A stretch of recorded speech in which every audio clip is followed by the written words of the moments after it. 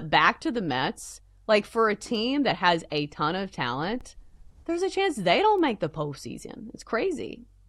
I don't know what it is, man. Like, how do you continually, like, revamp the roster, add talent, Juan Soto now, like a massive bat, you make this big offseason signing, and then here you are in the same place as always. And they're relying on a lot of these young arms to sort of carry them through the rest of the season. Like, impressive young rookie arms, but that's not exactly the route you want to go down when you're talking about trying to make the playoffs and make a run, because sure, some young talent is great, but ultimately you want to have an experienced squad. Yeah, well, I think at the end of the day, you just simply need to win games. So it's on the offense as well, because you need to have some run production and some run support for some of your young arms. It's just the Mets are one of those teams that maybe it's because they play in a big market and we kind of see the highs and lows more than other teams. It just feels like a really streaky team. And here's the thing. This time of year, you want to be trending in the right direction. You want all systems go. You want all the momentum in your favor. On the flip side, the Rangers, 7-3 over their last 10, 2 games back of both the Astros and the Mariners. Jenks, the Rangers were one of those teams that I feel like got a lot of hype in the preseason. And again, one of those teams that has a really good roster, a great pitching staff. I know Nathan Eovaldi is done, but still, the Rangers are interesting. I understand that, people like to talk about the salary cap or lack thereof, it feels like, in baseball and say, oh, well, it's the big market teams that really, hold all the cards here. But if you look at the teams that have like the most comfortable leads, it's like the Tigers and the Blue Jays, and the Brewers have had a great season. So I think it's a testament to the parity that we have in baseball. And I do think that's a good thing. Oh, it's great. I mean, at least for me, I'm not one of those people that always wants to see the big market teams. I think the more competitiveness, the better. And when you look at the Rangers, like the Rangers are fun. I really wish Nathan Eovaldi was not done for the year because he was so good and has been good for a long time. Like, him.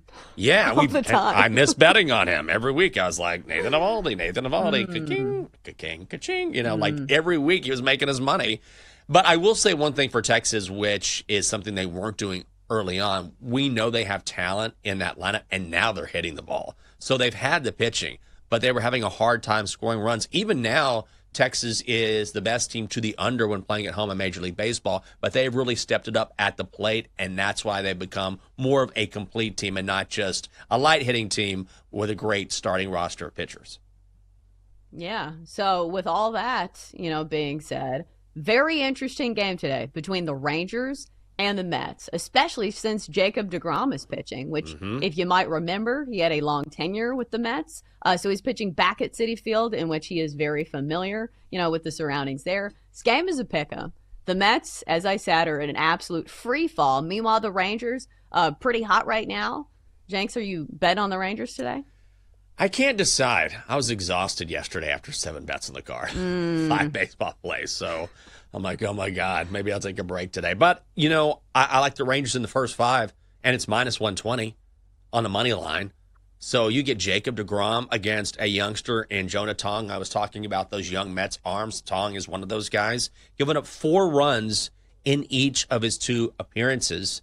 So the Rangers, again, trying to make that run in the AL West. They're playing really good baseball right now. They're hitting the baseball against a slumping Mets club. Why don't you go with DeGrom here against Tong? And again, first 5 is only minus 120. I like that because from a baseball betting perspective, if you have a 0-0 game in the 5th inning, like you don't get a loss, you get a push. Right. As opposed to betting, a money line bet where like somebody obviously has to win. So I do like first 5s for that reason. And I also don't feel like there is a noticeable huge discrepancy in bullpens. So I don't think there's an angle worth playing for the full game. So I do like that. Jacob DeGrom has been in the circle of trust for quite some time, and he will continue to reside there, especially with the team that has more momentum going into this game.